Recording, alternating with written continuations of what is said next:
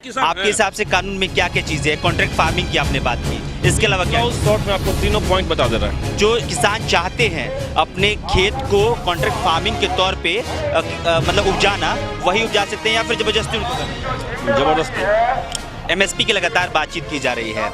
1868 रुपये नहीं मिल रहा है, तो इसको कानून बनवाइए ना आप लोग भरमाने की कोशिश कर रहे हैं लोगों को। कानून में ऐसा कुछ है ही नहीं कि लोगों की परेशानी हो, आप लोग भरमा रहे हैं। आप जैसे कितने नेता हैं जो कि इस विरोध कर रहे हैं, वो भरमा रहे हैं।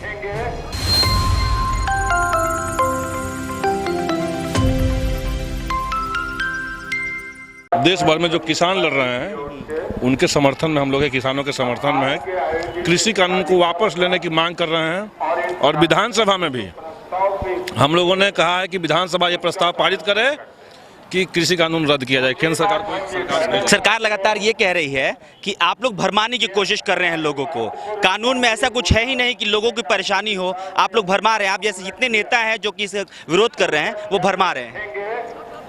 टू दी पॉइंट, लेकिन सरकार कुछ नहीं कर रही है। हमारा कहना है कि अगर खेती और किसानी अगर ये प्राइवेट हो जाएगा, प्राइवेट कंपनियों की मर्जी चलने लगेगी, तो किसानों का फायदा थोड़ी होगा।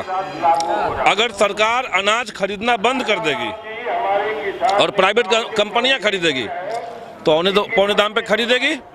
और सबसे बड़ी बात कि अगर सरकार अनाज नहीं खरीदेगी तो सरकार राशन बांटेगी कहां से?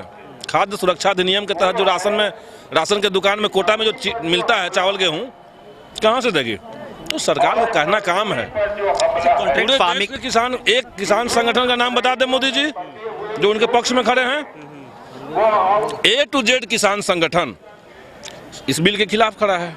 अब ये करें कि लोग किसान नहीं है, तो जब देश के किसान संगठन में जो लोग हैं वो जब किसान नहीं है, आपके हिसाब से कानून में क्या क्या चीजें हैं? कॉन्ट्रैक्ट फार्मिंग की आपने बात की, इसके अलावा क्या? उस शॉर्ट में आपको तीनों पॉइंट बता दे रहे हैं। पहला पॉइंट कह रहा है कि सरकार अनाज नहीं खरीदेगी, कंपनी खरीदेगी। पहला पॉइंट जिसका सबसे ज्यादा विरोध हो रहा है।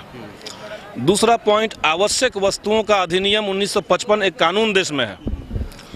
उस कानून के चलते आवश्यक वस्तुएं जिंदा रहने के लिए जो जरूरी सामान था उसका काला बाजारी नहीं होता था, गैर कानूनी था।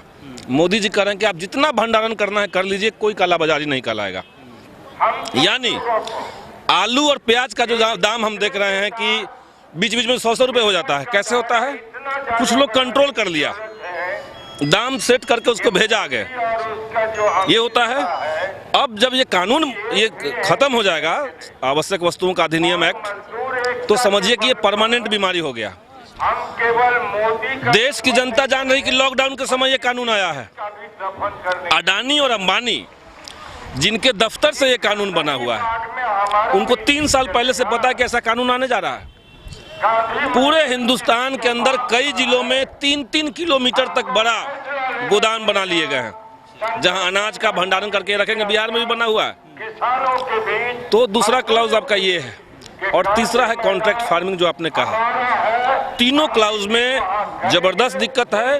और आज़ादी के 70 साल बाद ये लोग चाहते हैं कि हिंदुस्तान जो है वो उसी समय पहुंच जाए। जैसे पहले नील की खेती अंग्रेज जबरदस्ती करवाते थे, नील की खेती करनी पड़ेगी। अब किसान को कह देगी कंपनी कि आपको सिर्फ बासमती चावल बोना है, लाल सीता नहीं बोना है, नॉर्मल चावल नहीं बोना है, तो गरीब खाएगा कहां से? एक डिमांड हमारा ये है कृषि कानून। ये नहीं है क्या कि जो किसान चाहते हैं अपने खेत को कॉन्ट्रैक्ट फार्मिंग के तौर पे मतलब उपजाना, वही उपजा सकते हैं या फिर जबरदस्ती उनको करना? जबरदस्ती। अगर किसी को प्राइवेट कंपनी को देना है, उसके लिए कानून की क्या जरूरत है? आपको अपना खेत अपना नहीं करना है, किसी कंपनी को देना था, अभी दे दीजिए जा करके। कानून जब बन जाएगा तो एग्रीमेंट होना शुरू होगा, दुनिया भर का उसमें प्रपंच आएगा। आपके बेटे को ये करवा देंगे, वो करवा देंगे, ये करवा देंगे, आइए हमको खेती दे दीजिए। एक गांव का मान लिया सब खेत की एक कंपनी ले लिया, उस खेत के ऊपर जो निर्भर लोग थे अभी तक, जो खेत किसान चाहेंगे देने के लिए वही दे सकते हैं ना। देखिए आप यहाँ से समझिए कि बिहार में 80% खेती जो होती है वो बटाईदार खेती होती है। ठेका पट्टा पर लोग खेत लिया, उस पर खेती हो रहा है। 80%। अब ये जो 80% खेत था, उसको खेत का मालिक, जाहिर सी बात है कि कंपनी एक मुश्त पैसा दे देगी, कुछ बढ़ा के भी दे सकती है, तो ये दे देंगे कंपनी को। ये जो 80% खेती करने वाले जो लोग थे, ये कहाँ जाएंगे? बटाईदार किसान कहाँ जाएंगे? खेत मजदूर कहाँ जाएंगे? जो दूसरे की खेती में मजदूरी करने वाले लोग, ये कहाँ जाएंगे? इस कानून का सबसे बड़ा दिक्कत ये है, एक झटके में देश के खेती और किसानी को निजी हाथ में सौंपने का दिक्कत है, और साथ ही साथ जनता को महंगाई में धकेल करके, और जो छोटे किसान हैं, जो भूमिहीन किसान हैं, उनको बेरोजगार कर देने वाला ये कानून है। अच्छा, एक चीज़ और, एमएसपी की लगातार बातचीत की जा रही है। सरकार ये कह रही है कि हमने एमएसपी पे कोई कानून बनाया ही नहीं है, जो पहले से था वैसे ही चलता आएगा, तो उस पर क्या दिक्कत है? एमएसपी पे हमारी मांग है कि सरकार कानून बनाए। नहीं बनाए थे तो हम जान ही रहे, तभी तो हम मांग उठा रहे हैं उनसे।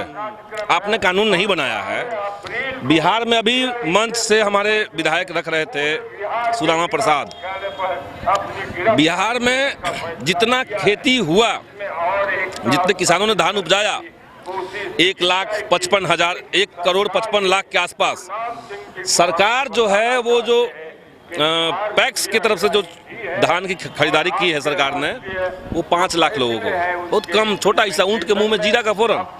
बाकी किसानों का धान कहाँ जा रहा है? 1200 रुपए, 1300 रुपए, इससे ज्यादा किसी को थोड़ी मिलता है। तो मेहनत करके, मजदूरी करके अगर किसान चिलचिलाती धूप में, बरसात में सांप से कटवा करके, जब वो ठनका गिरा इतना बिहार में, उसमें आप सुने ही होंगे, ये सब पार, मौत भी हुई, कई लोगों की मौत हुई, ये सब पार करके अगर फसल उपजा रहा है और उसको अगर नहीं मिल रहा है, 90% लोगों को अगर नहीं मिल रहा है दाम, 1868 रुपए नहीं मिल रहा है, तो इसको कानून बनवाइए ना आप। बिहार में जो 5 बीघा का खेती करने वाले किसान हैं, उनके बाल बच्चे जा रहे हैं दिल्ली कमाने, पंजाब जा रहे हैं कमाने, और यही न्यूनतम समर्थन मूल्य पंजाब में कानून की तरह लागू है। हर जितना आप धान उपजाइए सब बिक जाएगा, तो वहाँ जिसका 5 बीघा का खेत है, उसका बेटा विदेश पढ़ने जा रहा है। तो ये अंतर है ना, दोनों में अंतर है। ठीक है सर, बहुत बहुत धन्यवाद। और ये लगातार कॉन्ट्रैक्ट फार्मिंग की बातचीत कर रहे हैं, एमएसपी की बात करेंगे, एमएसपी को लेकर कानून बनाया जाए, ताकि फार्मर्स को, यानी किसानों को ये सहूलियत प्रदान हो कि वो अपनी जितनी भी खेती करे, जितनी भी अन्न उपजाए, वो कम से कम सही दाम में बिक पाए। लगातार हम यहाँ से लोगों से बातचीत कर रहे हैं और बातचीत करते रहेंगे। फिलहाल इस खबर में इतना ही, शुक्रिया।